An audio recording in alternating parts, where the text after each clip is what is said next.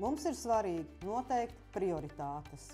Prioritātes tā, lai katrā vietā, katrā pagastā, katrā pilsētā katru gadu kaut kas tiktu paveikts, tiktu uzbūvēts, tiktu noasfaltēts vai labiekārtots, tā, lai notiktu sporta un kultūras pasākumi, lai kāds netiktu aizmirsts, apbižots un lai mums neveidotos nomalis. Mēs novadā radīsim uzņēmējdarbības speciālistu, kas rūpēsies par esošajiem un jaunajiem uzņēmējiem, lai viņi varētu attīstīties un radīt jaunas darba vietas. Laukos ir jābūt iespējai dzīvot pilnvērtīgi, ar pakalpojumiem, ar sakārtotiem ceļiem un ar cieņu no pašvaldības. Ir nepieciešami kļūdu labojumi, kas ir radušies sasteigtās novadu apvienošanas rezultātā. Birokrātija, pakalpojumu pieejamība iedzīvotājiem, sabiedriskais transports.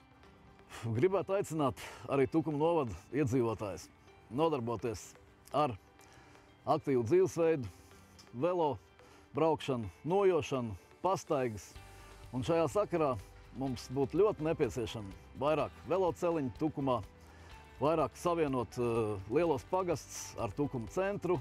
Vēlos, lai pirmskolas skolotāju atalgojums būtu atbilstoši viņu darbam, atbalstīt kultūras vēsturisko mantojumu un mazās piekrastes zvejniecību. Lai Lapmeža pagasts attīstītos, mums ar dabas pārvaldi ir jāiet roku rokā, nevis ar aizliegumiem, bet ar atļaujām un saskaņošanām. Lai zvejniekiem, zemniekiem būtu savu saražoto produkciju, kur likt. Man ir pārliecība, ka pieaugušajiem jāsadarbojas kopā ar jauniešiem, taču tam ir vajadzīga arī piemērota vide. Es kandidēju, jo vēlos redzēt Tukuma novadu kā sakārtotu un iedzīvotājiem, jo īpaši jaunām ģimenēm un jauniem cilvēkiem draudzīgu vietu. Dzīves kvalitāte sākas ar veselību. Vesels cilvēks ir galvenā uzturvērtība un atslēga, lai būvētu ekonomiku. Šobrīd viss, ko mēs darām vai neizdarām, atspogļosies mūsu bērnos.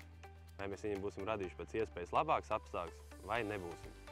Attīstam sporta iespējas un izglītību visā Tukuma novadā. Un galvenais, lai mēs apstādinātu mazo lauku skolu slēgšanu. Jo uzskatu, ka katram bērnam un katrai ģimenei ir tiesības izvēlēties sev vispiemērotāko mācību formu. Ikdienā redzu reālas dzīves situācijas senioriem, kuriem ir nepieciešams atbalsts, ģimenes krīzēs. Man, kā arī visiem pārējiem kultūras pašdarbniekiem, kā arī visiem Pūras pagasta iedzīvotājiem, ir nepieciešama atjaunot estrādi. Tas tāds mūsu liels sapnis.